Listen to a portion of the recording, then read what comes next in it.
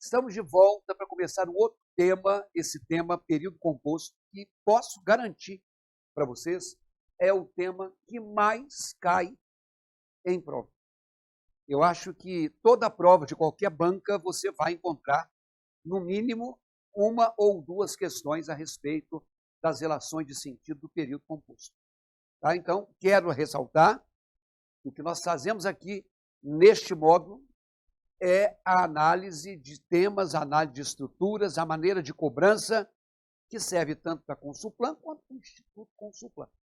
São duas razões sociais diferentes, mas que têm um procedimento bem semelhante na sua cobrança. E aí, você que já fez outros módulos, né? Esse é mais um, que começa, como você está vendo aí, ó, como todos os outros, com um texto, confusões cronológicas, texto que caiu numa das provas do Instituto Consulplan, 2022. Eu não vou fazer as questões do texto, mas eu gostaria que você tivesse esse texto em mão, porque baixa esse PDF, no qual você vai fazer as anotações acerca do que é a questão do período composto. Então, antes da gente entrar nos detalhes, a parte gramatical a qual pertence esse assunto é a chamada sintaxe. E a sintaxe, ela tem a ver com a estrutura da oração e a estrutura do período. Você pega qualquer edital, você vai ver sobre período simples, período composto, orações coordenadas, orações subordinadas, etc. É importante que você saiba, primeiramente, que muitas vezes a definição de frase e oração se confundem. Qual é o sujeito da frase tal? A oração tal tem que sujeito? Então, na verdade, a frase é um enunciado com sentido. Todas as vezes que eu enuncio alguma coisa, e essa alguma coisa tem sentido, ela é uma frase. Né? Então, quando eu falo, por exemplo, assim, bom dia, dentro do elevador, e alguém me responde, isso é uma frase. Né? Mesmo que sejam duas palavras. Quando eu vejo uma placa numa biblioteca dizendo silêncio, isso pede a você que tenha uma atitude, e se você fizer essa atitude, além de ser uma pessoa educada, você entendeu a frase. Né? Quando você tem, por exemplo, estuda 2 horas por dia. Quando você diz que estuda 2 horas por dia, é uma informação que está sendo dada e que tem sentido. A única diferença é que nessa terceira frase eu tenho o verbo estudar. E nas duas frases de cima, não. Isso quer dizer que essas frases aqui, ó, são chamadas de frases nominais. O que é uma frase nominal? É aquela frase que se constrói sem verbo. Porque, na verdade, essa última frase vai ser uma frase verbal e, obviamente, pelo nome, você já sabe que a frase verbal é aquele enunciado que vai ser escrito com verbo. Ninguém vai te dar uma questão para te perguntar a esse respeito. Mas numa introdução a gente define. E um detalhe. Entramos aqui, ó. Lá no nosso módulo de pontuação, eu já falei com vocês o que é uma oração. Agora é o momento oficial. Ó, a frase verbal é sinônima de oração. Por isso que às vezes existe alguma frase de texto, né, que fala assim, assinale a alternativa que apresenta a correta identificação do sujeito da frase. Também poderia ser a correta identificação do sujeito da oração. Ok? Vamos lá na tela? Quando você tem isso aqui, ó, rigorosamente, quando o amável leitor e a encantadora leitora lerem no jornal de hoje que algum fato se dará amanhã, estarão lendo uma mentira. Não importa a veracidade da notícia. ponto final. Observem que aí nós temos o lerem na linha 1, nós temos o se dará na linha 2, nós temos o estarão lendo na linha 2, nós temos o importa na linha 3. Então, nós temos aí mais de um núcleo verbal. Então, significa que isso não é só uma frase. Isso é uma frase verbal que é composta de núcleos oracionais.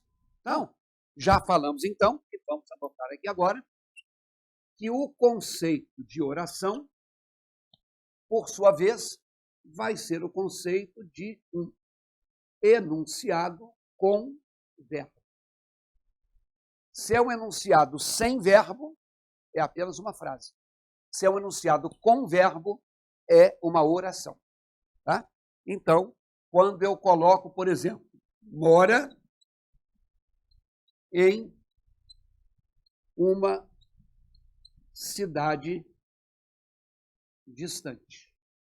Eu dei uma informação, isso, portanto, é uma frase, e havendo o verbo morar, isso aqui é uma característica de oração. Ok? Se eu dissesse, por exemplo,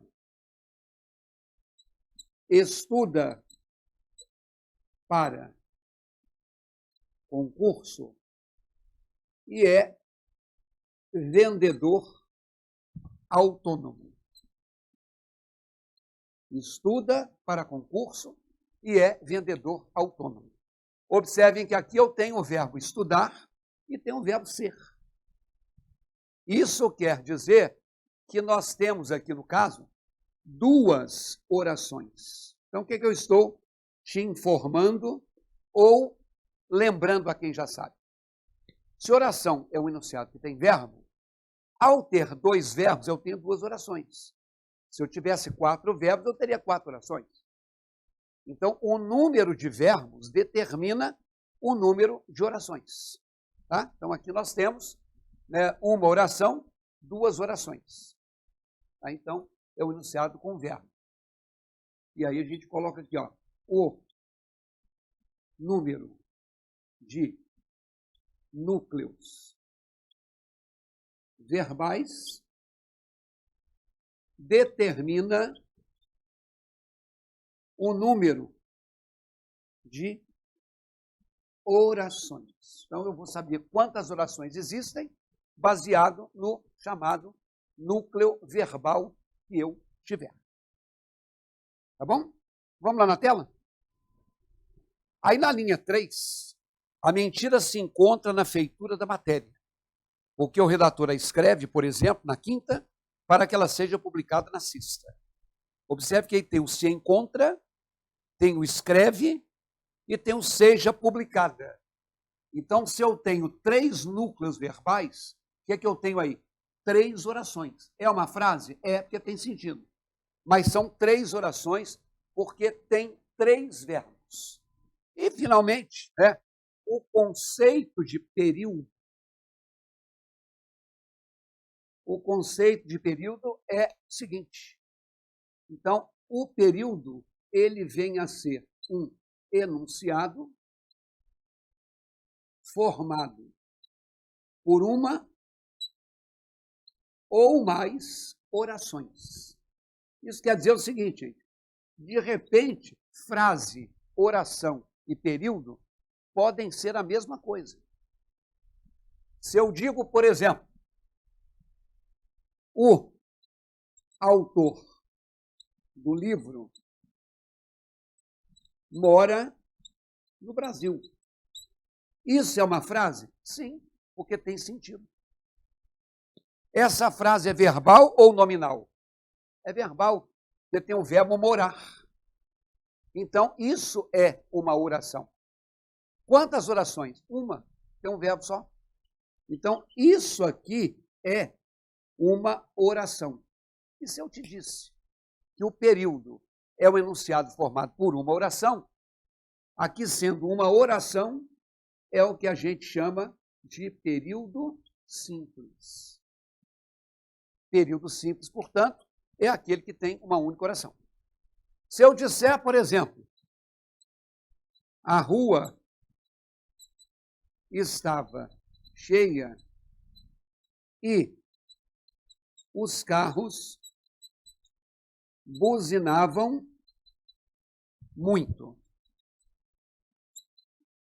Isso é uma frase? Sim, que é uma informação que tem sentido. Isso é uma oração? Não, uma oração não, são duas. Eu tenho aqui o verbo estar e tenho aqui o verbo buzinar. Logo, se o número de verbos determina um número de orações, eu tenho aqui duas orações. Ok? E em sendo duas orações, isso é o que eu chamo de período. Porque o período pode formar por uma ou mais orações. Só que agora eu tenho o chamado período composto, que é o tema do nosso módulo, ou do módulo que nós estamos começando agora. Então, aí está a definição do que é frase, do que é oração e do que é período. Vamos lá na tela? Você está vendo aí, né, o seguinte, ainda no primeiro parágrafo. Portanto, para ele é quinta, mas como o jornal sai na sexta, escreve amanhã, referindo-se ao sábado. Então, eu tenho eu tenho sai, eu tenho escreve e eu tenho referindo-se.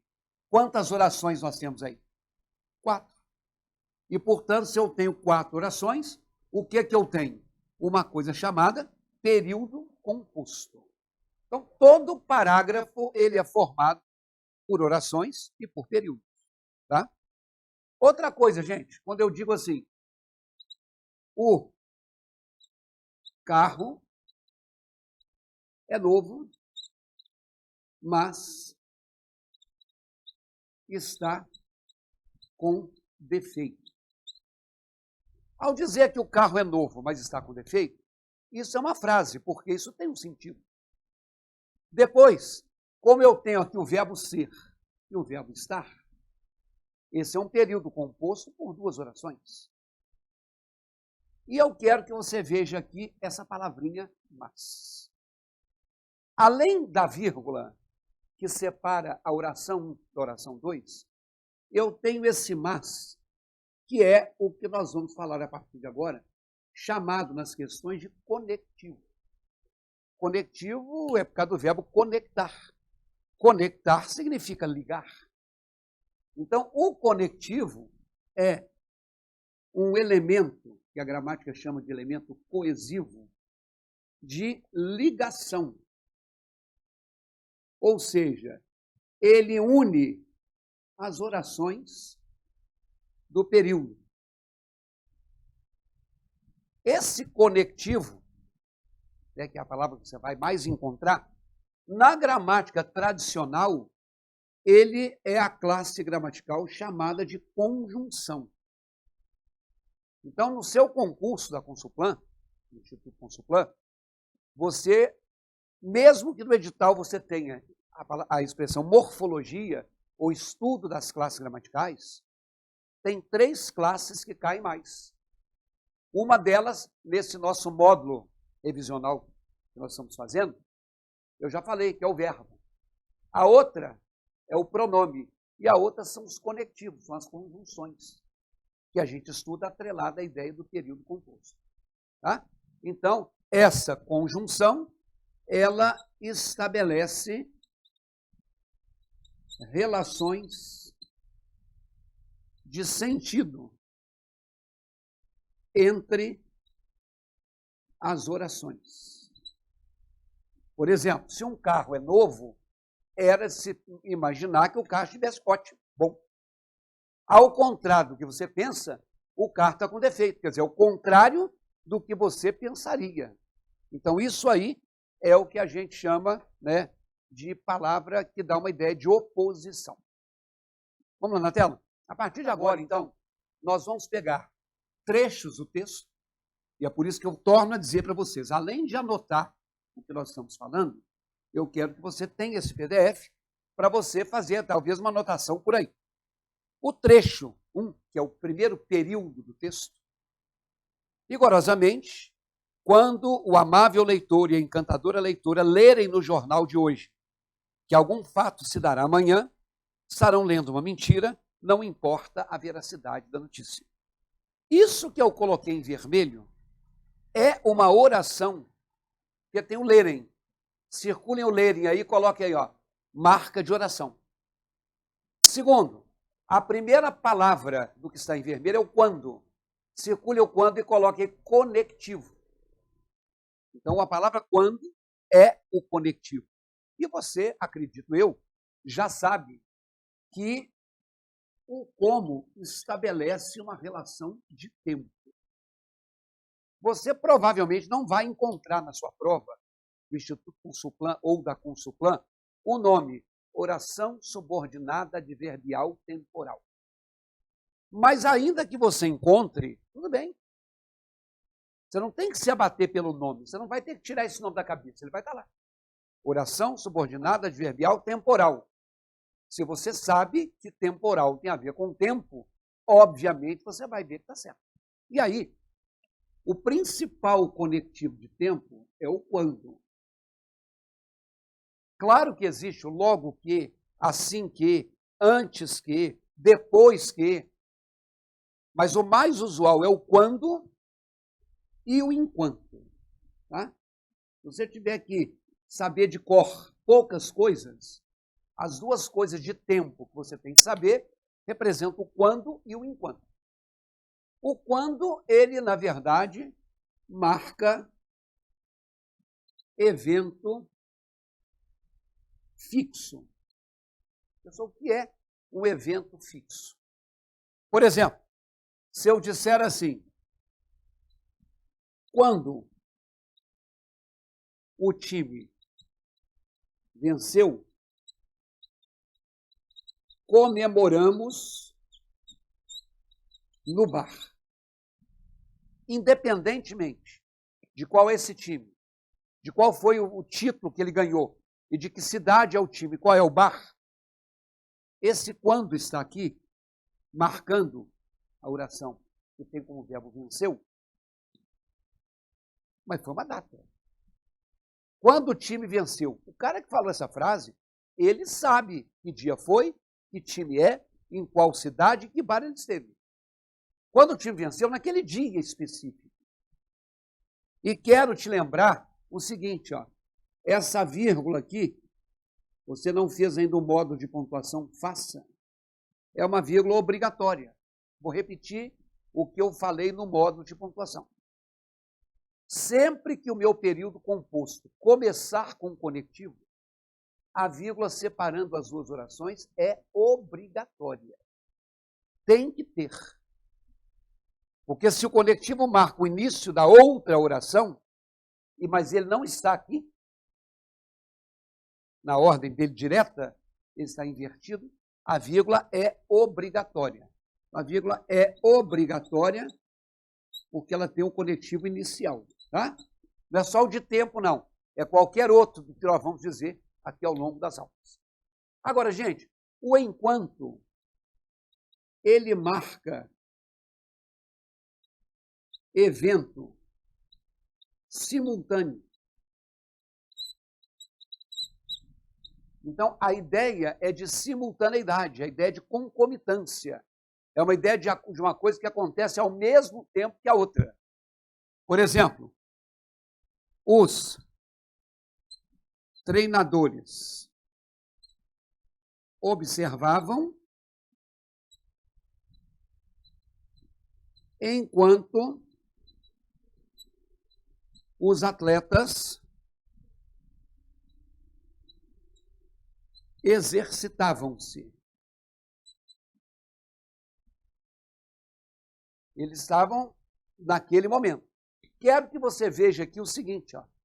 Eu tenho o verbo observar, que é uma ação que foi feita pelos treinadores, e eu tenho o verbo exercitar, que é feito pelos atletas. Então, são duas coisas feitas ao mesmo tempo. No mesmo momento que os treinadores estavam observando, ao mesmo tempo os atletas estavam se exercitando.